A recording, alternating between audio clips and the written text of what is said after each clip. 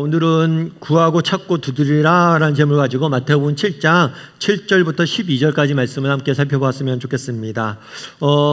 농구 선수 마이클 조던은 역사상 가장 위대한 농구 선수로 알려져 있습니다. 그는 미국 프로농구 대회인 NBA에서도 수차례 우승을 냈고 또 수차례 최우수 선수상을 받기도 했고 여러 면에서 올림픽에서 금메달을 땄고 여러 면에서 위대한 선수로 알려져 있습니다. 그렇다면 그가 어떻게 이렇게 위대한 선수가 훌륭한 선수가 될 수 있었을까요? 그 비결은 무엇일까요? 마이클 조던은 어떤 인터뷰에서 이렇게 이야기합니다. 내가 경기를 지배할 수 있었던 것은 경기장에서 멋진 기술을 사용했기 때문이 아닙니다. 누구보다도 기본기를 반복했기 때문입니다.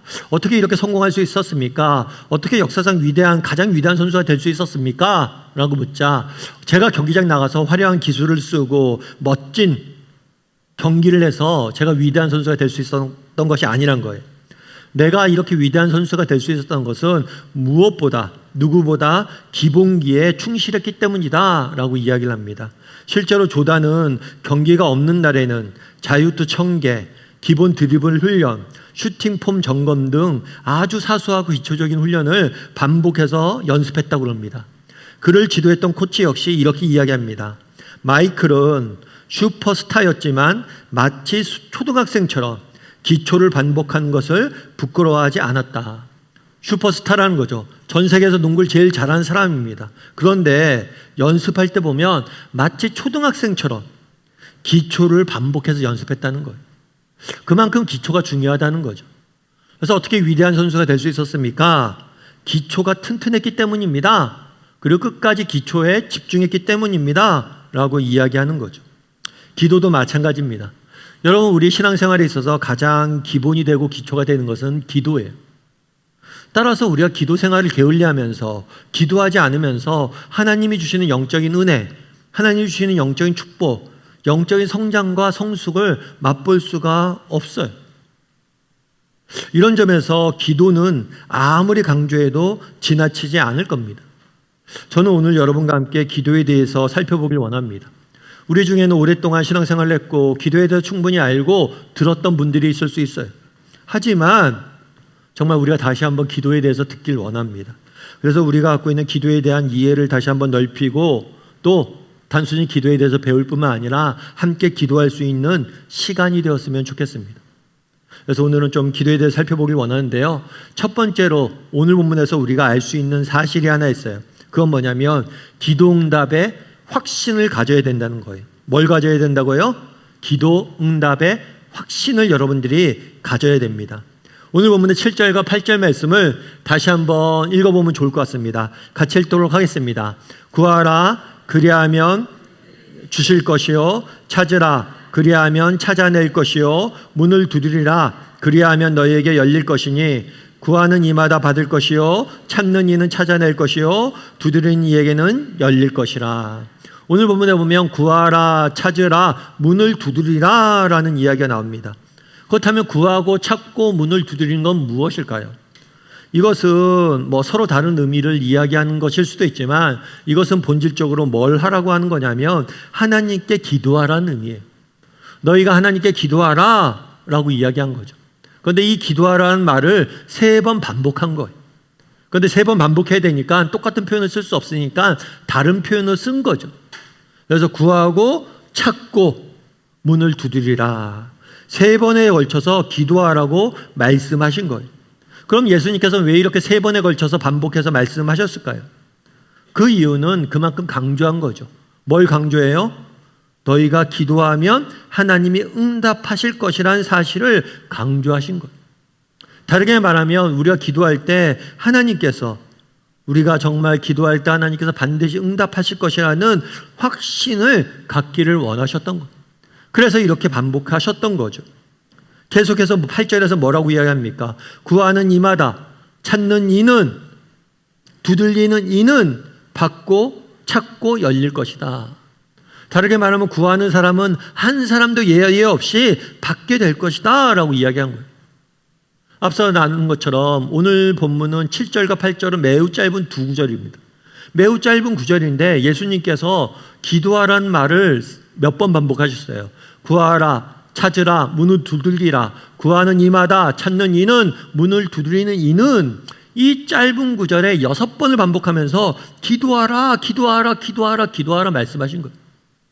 그럼 왜 이렇게 말씀하셨냐는 거예요. 너희가 정말 기도하면 내가 반드시 응답하실 것이다 라는 확신을 주시기 원하셨던 거예요. 옛날에는 우리가 알람을 맞출 때 주로 탁상시계를 이용해서 알람을 맞췄던 기억이 있습니다. 그래서 아침에 자기 전에 탁상시계를 딱 맞춰놓죠. 그런데 가끔 그런 경우가 있어요. 아침에 눈을 딱 떴는데 늦게 일어나는 경우가 있죠. 그럴 경우에는 탁상시계가 안 울렸나? 아니요, 울렸어요. 그런데 나도 모르게 그걸 끈 거죠. 그래서 가끔은 이렇게 늦게 일어나는 밤에 낭패를 보는 경우들이 종종 있었던 기억이 납니다. 그런데 요즘은 탁상시계를 거의 안 쓰죠. 뭘 씁니까? 핸드폰 알람을 쓰죠. 그래서 핸드폰을 쓰면 좋은 점이 있어요. 그건 뭘까요? 5분 또 10분 간격으로 계속 울리도록 세팅을 해둘 수 있어요. 그래서 계속 이렇게 울리기 때문에 웬만하면 일어나게 돼 있습니다. 그럼 여러분들 왜 우리가 핸드폰 알람을 맞출 때 2번, 3번 계속해서 울리게 맞춥니까? 반드시 일어나야 되기 때문이에요. 만약 정말 내가 일어나도 되고 안 일어나도 된다면 선택이라면 우리는 뭐예요? 한 번 맞출 거예요. 그런데 내가 정말 반드시 일어나야 되고 선택이 아니라 옵션이 아니라 반드시 필수적으로 일어나야 된다면 여러 번 맞추는 거예요. 하나님도 마찬가지라는 거죠. 정말 왜 이렇게 여러 번 반복했냐는 거예요. 그거는 선택이 아니란 거예요. 있을 수도 있고 없을 수도 있다는 게 아니란 거예요. 반드시 뭘 한다는 거예요? 응답한다는 거예요. 너희가 구하기만 하면 내가 반드시 응답하실 거라는 의지의 표현인 거예요. 자신의 의지를 반복해서 말씀하시는 의지를 표현한 거예요. 한 번 말하면 우리가 안 믿을 것 같으니까 2번 말씀하고, 2번 말해도 안 믿을 것 같으니까 3번 말씀하고, 그래도 안 믿을 것 같으니까 3번씩 2번을 6번을 반복해서 힘주어 말씀하신 거예요. 따라서 우리가 기도할 때마다 해야 될 것이 있어요. 그건 뭐예요? 확신이. 우리가 기도하면 하나님께서 반드시 응답하실 것이라는 확신을 가져야 됩니다. 특별히 오늘 본문에 보면 구하라, 찾으라, 두드리기라는 단어가 나와요. 그런데 이 단어는 헬라어 시제, 이게 성경 원어가 헬라어로 쓰여졌거든요. 헬라어 시제를 보면 이 단어는 단회적 행동을 나타내는 게 아니라 지속적인 행위를 나타내는 거예요. 계속해서 구하고 계속해서 찾고 계속해서 두드리라는 거예요. 한 번 기도하고 멈추는 것이 아니라 지속적으로 기도하라는 거예요. 여러분, 우리가 하나님께 한 번 기도해서 바로 응답해 주시면 좋겠죠. 하지만 그렇지 않는 경우들도 많습니다. 그렇기 때문에 그럼에도 불구하고 계속해서 믿음을 가지고 끝까지 기도하라고 말씀하신 거예요. 이런 점에서 여러분들은 한번 우리 자신을 돌아볼 필요가 있어요. 여러분, 우리가 기도할 때 우리의 기도를 하나님께 들으시고 반드시 응답하실 거라고 여러분 확신을 갖고 기도하십니까? 기도하실 때마다 그래, 하나님께 내 기도를 들으셨어, 그리고 내 기도에 반드시 응답할 거야, 이런 확신을 갖고 기도하고 있는지 점검해 봐야 돼요. 여러분에게 이런 확신이 있습니까? 그러면 내게 이런 확신이 있는지 없는지 어떻게 알 수 있을까요? 만약 우리가 진심으로 하나님의 약속의 말씀을 믿는다면, 구하라, 찾으라, 두드리라, 그럼 내가 줄 것이다, 이 말씀을 진심으로 믿는다면 우리는 기도하게 돼 있어요. 만약 내가 기도하지 않는다면, 기도하지 못하는 이유는 우리가 기도응답에 대한 확신이 없기 때문입니다. 여러분, 자녀들을 위해서 기도하십니까? 우리가 정말 자녀를 위해서 기도했을 때 자녀들의 인생을 우리 하나님께 책임져 줄 것이라는 확신이 있다면 우리는 기도할 거예요. 여러분, 직장의 문제를 가지고 기도하고 있습니까? 내가 기도할 때 하나님께서 내게 가장 좋은 직장을 인도하실 것이다 라는 확신이 있다면 우리는 기도할 거예요. 왜 자녀를 위해서 기도하지 못합니까? 왜 직장 문제를 가지고 기도하지 못합니까? 왜 우리가 만남의 문제를 가지고 기도하지 못합니까? 확신이 없어서 그래요. 확신을 가져야 되는 거예요. 여러분, 중국 선교의 아버지라고 불리는 허드슨 테일러 선교사님이 있습니다. 이분은 원래 영국 분이에요. 그런데 중국에 가서 평생을 선교사에게 헌신했던 분이세요. 이 선교사님의 별명이 기도의 벽이에요. 벽. 기도의 벽. 벽이 흔들리지 않죠. 튼튼히 서 있죠. 이런 것처럼 기도로 정말 사역을 감당하고 기도의 벽을 이루어서 사역을 진행해 나갔다 해서 기도의 벽이라는 별명이 붙은 분이에요. 그만큼 한결같이 기도하신 분이죠. 그런데 이분이 중국 선교를 하면서 뭘 했냐면 병원을 하나 지었어요. 그 병원을 지어서 중국 사람들에게 도움을 주고 복음을 전했죠.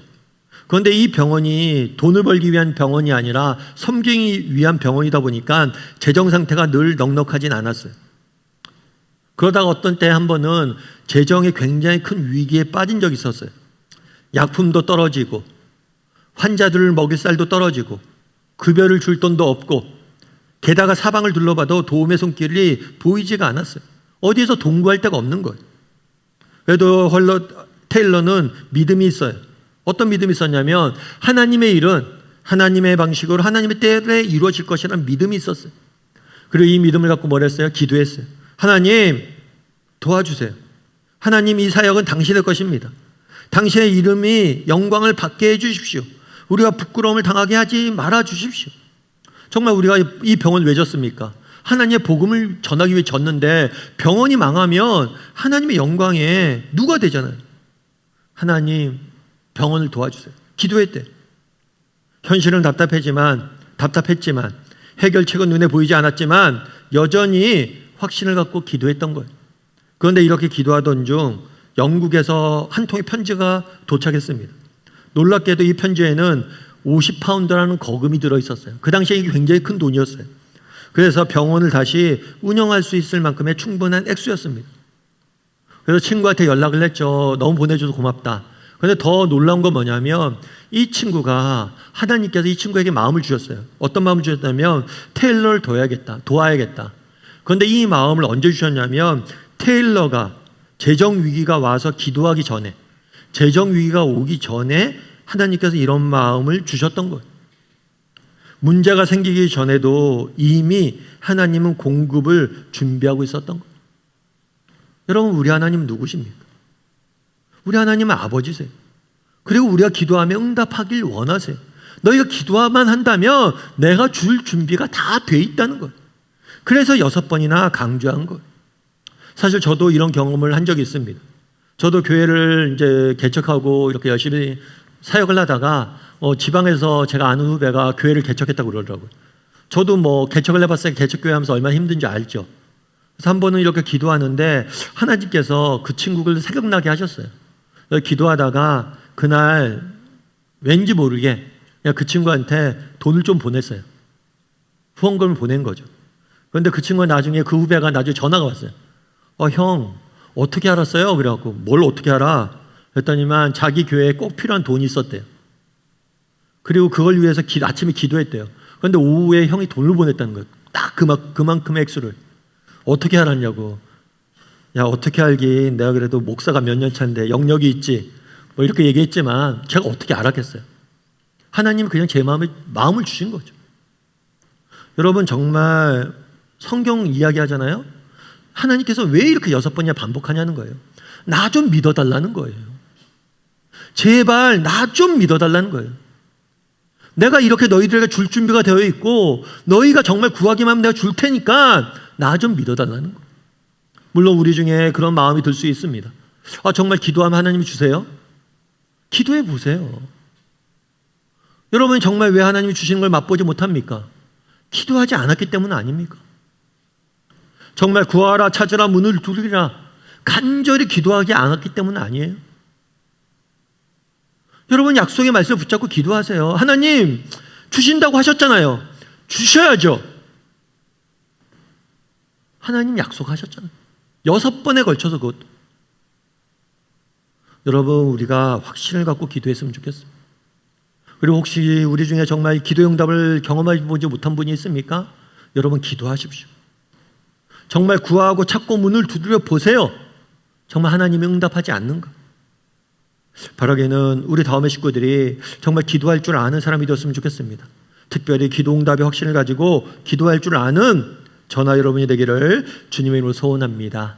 우리 옆 사람에게 이렇게 인사했으면 좋겠습니다. 기도 응답의 확신을 가집시다.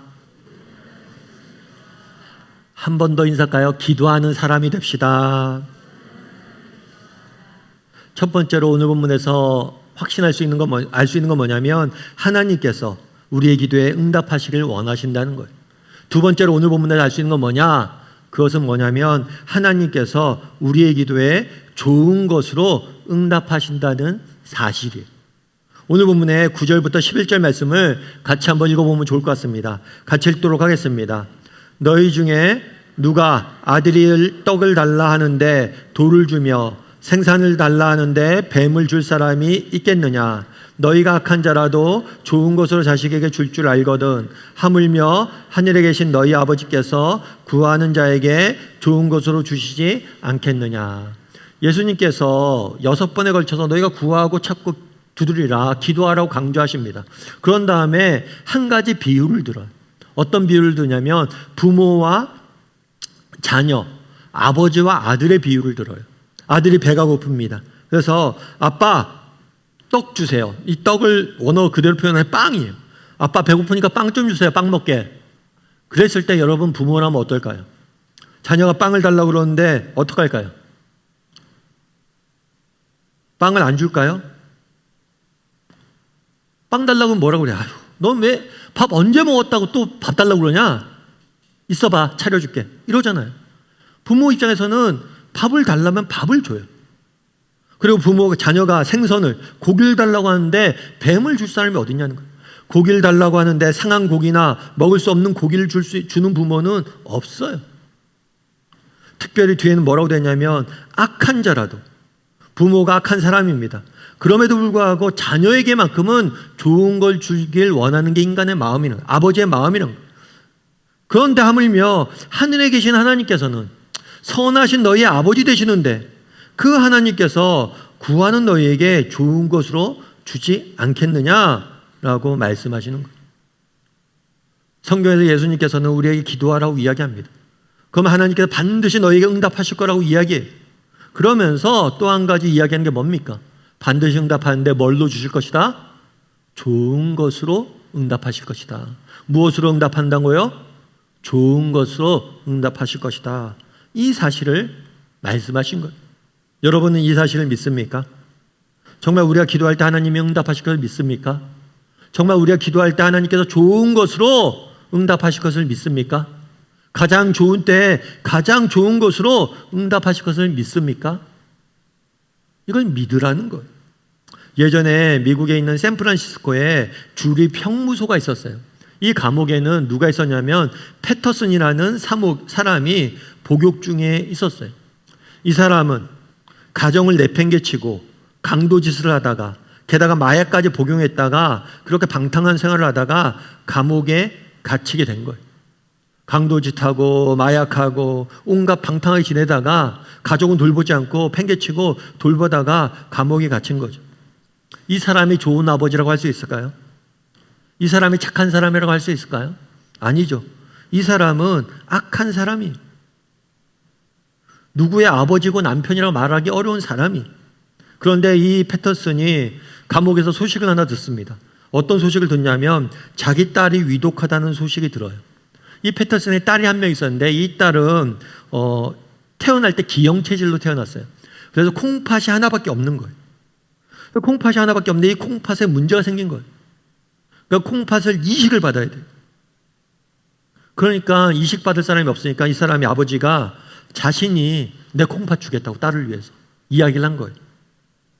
그런데 사람들의 주목을 끌었던 것은 뭐냐면 이게 아까 딸이 콩팥이 하나밖에 없다고 그랬잖아요. 이게 유전이에요. 아버지도 콩팥이 하나밖에 없는 거예요. 아버지도 콩팥이 하나밖에 없는데 내 콩팥을 주겠다고 이야기한 거예요. 이게 아버지의 심정이죠. 아버지는 정말 내가 진짜 악한 사람인데도 불구하고 자식의 일을 하며 내 콩팥을 줄 정도로 그게 아버지라는 거예요. 자녀에게만큼은 좋은 것을 주길 원하는 게 아버지라는 거예요. 너희가 이것을 기억하라는 거예요. 하나님도 마찬가지죠. 여러분, 하나님께서 우리를 위해서 무엇을 주셨습니까? 하나밖에 없는 아들을 주셨잖아요. 예수님은 우리를 위해서 뭘 하셨어요? 하나밖에 없는 목숨을 내어주셨잖아요. 야, 내가 하나밖에 없는 아들을 너희를 위해서 줬는데, 야, 내 목숨까지 너희를 위해서 내줬는데, 내가 십자가 위에서 너희를 위해서 죽었는데, 하물며 내가 너희가 내게 뭘 달라고 그러면 좋은 것을 안 주겠니? 말씀하시는 거예요. 야, 세상의 아버지도 악한 자라도 좋은 것을 자식에게 주는데 내가 너희에게 내 모든 것을 다 줬는데 하물며 너희에게 나쁜 것을 주겠냐는 거예요. 여러분, 그래서 우리가 기도할 때 확신을 가져야 돼요. 어떤 확신을 가져야 됩니까? 정말 하나님께서 응답하실 것이다. 뿐만 아니라 우리 하나님께 좋은 것을 반드시 주실 것이다. 가장 좋은 것으로 가장 좋은 때에 응답하실 것이다. 이 확신을 가지고 기도하라는 거예요. 여러분, 신승규 씨라는 분이 계세요. 제가 몇 번 설교 때도 소개해드렸던 분이에요. 이분은 프린스턴과 하버드와 MIT와 같은 세계적인 명문대학에서 동시에 합격한 수재예요.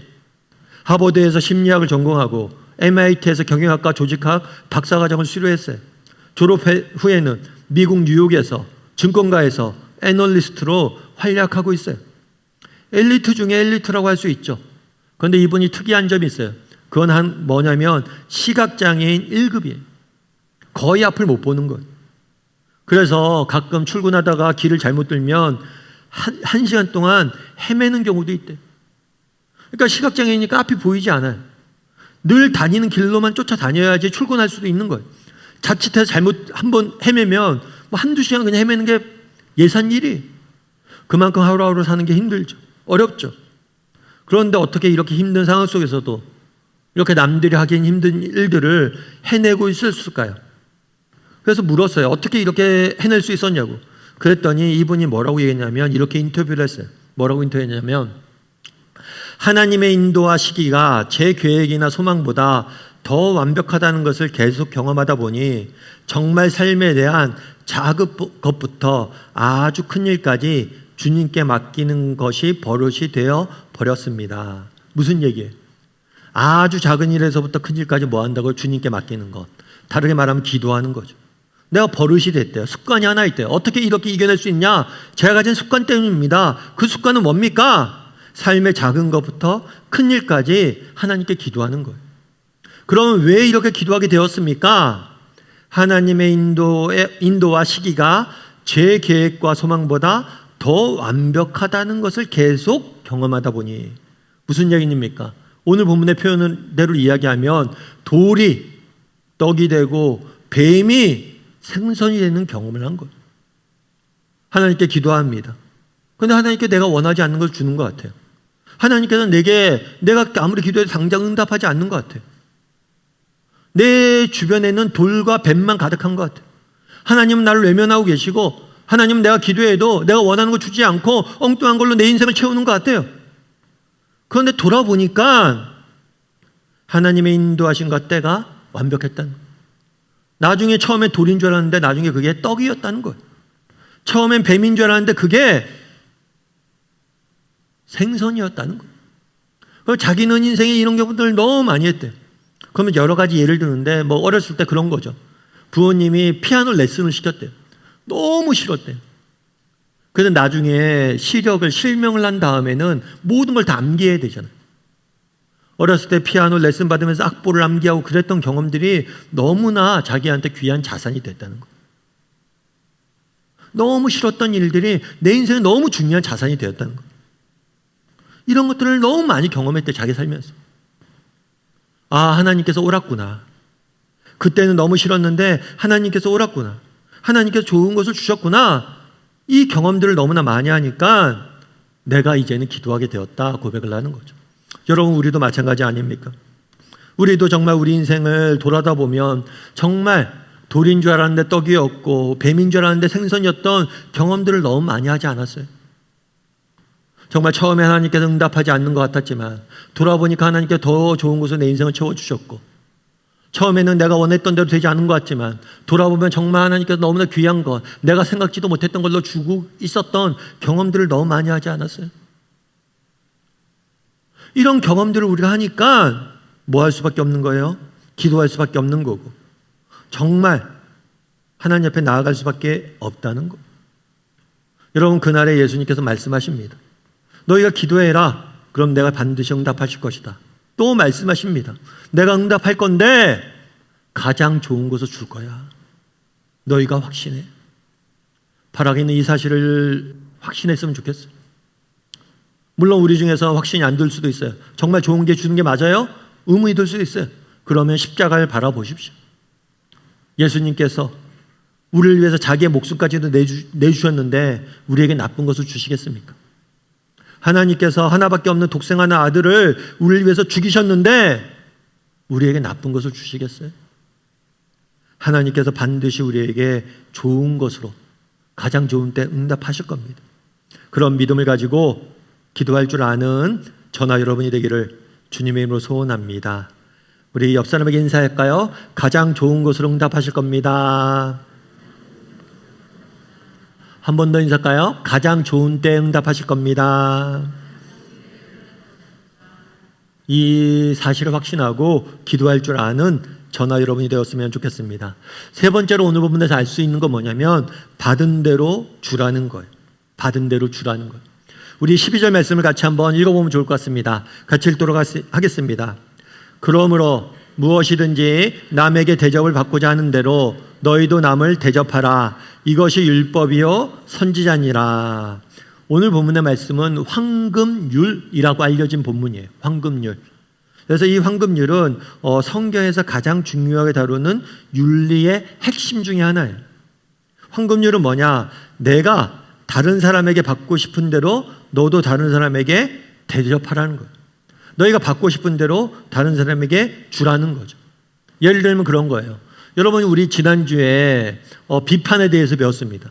비판은 오답이다 라는 제목으로 비판하지 말라라는 이야기를 배웠어요. 여러분, 우리가 다른 사람을 왜 비판하지 말아야 됩니까? 우리가 했던 비판으로 너희도 동일하게 비판받을 것이다.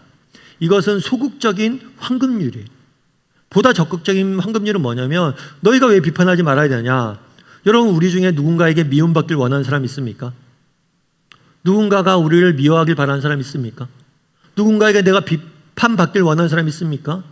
누군가가 야, 사람들이 나에게 대해서 뒷담화 좀 해줬으면 좋겠어. 숨어서 내 뒷담화를 이야기하고 나에 대해서 엉뚱한 소문을 내고 나를 미워했으면 좋겠어. 이런 걸 바라는 사람이 없잖아요. 그런데 너희는 왜 그렇게 하냐는 거예요. 너희는 뒷담화를 듣기 싫어하면서 너희는 왜 뒷담화를 하냐는 거예요. 너희는 조롱받기 싫으면서 왜 사람들을 조롱하냐는 거예요. 여러분, 황금률은 뭐냐면 내가 받고 싶은 대로 하는 거예요. 너희가 미움받기 싫으냐? 그럼 미워하지 말라는 거예요. 너희가 정말 뒷담화 듣기 싫으냐? 뒷담화하지 말라는 거예요. 이게 황금률이에요. 그러면 뒤에 보면 이것이 율법이요 선지자니라 라고 되어 있어요. 구약 성경은 율법과 선지서로 구성되어 있어요. 율법은 모세오경을 썼고 모세가 썼고 선지서는 선지자들이 썼어요. 그래서 율법과 선지자다 이런 표현이 성경에 나오면 이것은 구약 성경을 지칭하는구나. 구약 성경은 율법과 선지서로 구성되어 있기 때문이에요. 그래서 구약 성경이 너희가 구약에 대해서 배웠는데 너희가 성경에 대해서 배웠는데 성경의 핵심이 뭔 줄 아냐? 그것은 너희가 대접받고 싶은 대로 뭘 하는 거예요? 대접하라는 거예요. 여러분, 이것은 매우 중요한 우리가 기독교인으로서 갖춰야 될 윤리적인 태도예요. 특별히 가까운 사람에게도 이런 태도를 가져야 됩니다. 천개의 선물이란 제목의 책이 있어요. 이 책은 M. 보스캠프라는 사람이 쓴 책이에요. 이 사람의 자기 경험을 하나 이 책에 적어놨는데 뭐냐면 자기가 남편과 갈등을 겪었대요. 남편과 갈등을 겪었는데 남편과 왜 갈등을 겪었을까요? 갈등을 겪는 이유는 한 가지였대요. 남편에게 자기가 존중받고 싶고 사랑받고 싶은데 남편이 자기를 존중하지도 않고 사랑하지도 않는다는 거죠. 맞죠? 이게 우리가 살면서 제일 많이 겪게 되는 경험들이잖아요. 가까운 사람에게 내가 사랑받고 존중받고 싶은데 그 쉬운 걸 하나 안 해주냐 이런 마음이 드는 거죠. 그런데 이 사람이 이 부분에서 골똘히 고민하다가 든 생각이 있대요. 그리고 오늘 말씀 읽으면서 들었던 생각이 있대요. 그래서 뭘 하기 시작했냐면 그녀가 이분이 매일 뭘 했냐면 남편의 좋은 점을 찾아 종이에 적었대. 그러니까 오늘 하루 남편의 좋은 점, 장점들. 오늘 남편이 뭐 청소를 해줬다. 나한테 따뜻한 말 한마디를 해줬다. 밥을 맛있게 먹어줬다. 뭐 이런 걸 적는 거예요. 그런 다음에 자기에게 좋은 점들 적고 감사를 표현하기 시작했대요. 그러면서 갈등을 극복했다라고 이야기를 하더라고요. 남편이 자신을 이해해 주길 원했는데 내가 먼저 남편을 이해하기로 결단했던 거예요. 노력했던 거예요. 성경은 이야기하잖아요. 너희가 대접받고 싶은 대로 대접해라. 이게 굉장히 간단한 것 같아요. 이게 뭐 어려운 말이 아니죠. 그런데 우리가 실제 삶 속에 보면 너무나 어려운 이야기, 너무나 하기 힘든 이야기. 여러분, 왜 우리가 가까운 사람들 사이에 갈등을 겪습니까? 우리가 인간관계에서 왜 많은 경우에 문제가 생깁니까? 이 황금률을 적용하지 않기 때문에. 정말 내가 받고 싶은 대로 다른 사람을 대하잖아요. 갈등과 문제가 생길 일이 없습니다. 이게 굉장히 어려운 본문이에요. 그래서 우리가 정말 조금이라도 우리가 받고 싶은 대로 주기 위해서 노력할 줄 아는 사람이 돼야 돼요. 그런데 여기서 우리가 한 가지 기억할 것이 있어요. 그건 뭐냐면 그러므로라는 단어예요. 그러므로는 앞문장과 뒷문장을 연결해 주는 거잖아요.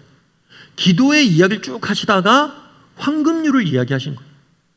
그럼 기도의 이야기를 하다가 왜 황금률을 말씀하셨을까요? 여러분, 우리가 그런 거잖아요. 우리가 하나님께 기도하면 하나님께서 우리가 받고 싶은 게 있잖아요. 우리가 하나님께 기도했을 때 하나님께서 우리에게 해주시고자 하는 게 있잖아요. 똑같이 너희도 다른 사람에게 너희가 받고 싶은 것, 내가 하나님께 받고 싶은 것을 다른 사람에게 동일하게 베풀라는 것, 동일하게 주라는 것. 정말 우리가 기도했다면, 하나님 앞에 하나님 이런 것들 받고 싶어요 기도했다면 그 마음 그대로 다른 사람도 받고 싶으니까 그 사람에게 베풀라는 거예요. 이런 점에서 여러분, 우리의 기도는 기도응답 받았다고 끝나는 게 아닙니다. 정말 우리가 기도응답을 받았습니까? 그럼 그 응답을 받은 거 가지고 다른 사람에게 나눌 수 있어야 돼요. 정말 우리의 기도는 기도응답 받았다고 끝나는 게 아니에요. 뿐만 아니라 정말 우리가 황금률을 그대로 적용한다면 우리가 정말 하나님 앞에 기도하잖아요. 그럼 다른 사람을 위해서도 기도할 수 있어야 돼요. 내가 자녀를 위해서 기도합니다. 우리 자녀에게 하나님께서 우리 자녀에게 베풀어 주시는 은혜가 있잖아요. 그럼 다른 사람도 자녀를 위해서 기도하잖아요. 그럼 그 사람도 받고 싶은 게 있을 거 아니에요. 그럼 그 사람을 위해서도 기도해 주라는 거예요. 너희가 정말 기도하면서 받고 싶은 게 이제 하나님에게, 다른 사람에게 그것들을 베풀라는 거예요. 그리고 다른 사람을 위해서 너희가 함께 기도해 주라는 거예요. 이것이 기도의 황금률을 연결시켜준 이유예요. 뿐만 아니죠. 여러분, 아까 황금률이 뭐예요? 내가 대접하고 싶은 대로 받고 싶은데 대접하라고 그러잖아요. 목사님, 그러면 제가 미움받기 싫으니까 사랑하고 존중하기로 결정했습니다. 그리고 다른 사람을 사랑하고 존중해 보십시오. 다른 사람을 배려해 보십시오. 그 사람이 감사함을 알까요? 그 사람이 똑같이 나를 배려하고 사랑해 줄까요? 그건 너무 순수한 마음이에요. 세상이 그렇게 호락호락하지 않습니다. 다른 사람에게 내가 아무리 선을 베풀어도 그 사람이 선으로 나에게 갚지 않아요. 하지만 기억할 것이 있다는 거예요. 네가 다른 사람에게 선으로 베풀면 하나님이 갚아줄 거라는 거예요. 그래서 기도와 연결시켜 주는 거예요. 정말 우리가 받고 싶은 게 있잖아요. 그럼 너희가 베풀라는 거예요. 그럼 하나님께 또 너희를 채워줄 거라는 거예요. 그래서 우리가 황금률을 적용할 수 있어야 돼요. 정말 다른 사람을 위해서 기도할 수 있어야 됩니다. 다른 사람에게 베풀 수 있어야 됩니다. 그걸 통해서 뭘 닮아갈 수 있어야 되냐면 하나님의 마음을 닮아갈 수 있어야 돼요. 우리의 기도를 들으시고 우리의 기도에 응답하길 원하시는 그 마음을 너희도 닮아갔으면 좋겠다는 거예요. 다른 사람이 너희에게 구하는 것이 있으면 너희도 하나님의 마음을 갖고 그들에게 베풀고, 정말 하나님이 우리에게 먼저 베푸셨던 것처럼 너희도 다른 사람에게 먼저 베풀라는 거예요. 그래서 여러분, 우리의 기도는 자기만을 위한 기도에서 멈춰 있으면 안 됩니다. 그날에 예수님께서 기도하라고 이야기해요. 기도할 때 어떻게 기도하라고 이야기합니까? 정말 반드시 응답하실 거라는 확신을 갖고 기도하라고 이야기해요. 또 어떻게 기도하라고 이야기합니까? 좋은 것을 주실 것이라는 확신을 갖고 기도하라고 그래요. 뿐만 아니라 너희가 나에게 기도한다면 정말 너희가 받고 싶은 그것 그대로 다른 사람에게 베풀라는 거예요. 그걸 통해서 내 마음을, 너희의 기도에 응답하는 나 아버지 되시는 하나님의 마음을 너희가 닮아가라는 거예요. 그래서 우리의 기도가 하나님을 닮아가는 자리가 되어야 된다는 거예요. 바라기는 우리 다음의 식구들이 정말 확신을 가지고 기도했으면 좋겠습니다. 정말 하나님께서 응답하실 것이다. 좋은 것을 응답하실 것이다. 확신을 갖고 기도했으면 좋겠습니다. 뿐만 아니라 정말 우리가 받고 싶은 대로 다른 사람에게 베풀 줄 아는 저나 여러분이, 그래서 하나님의 마음을 닮아갈 줄 아는 저나 여러분이 되기를 주님의 이름으로 소원합니다.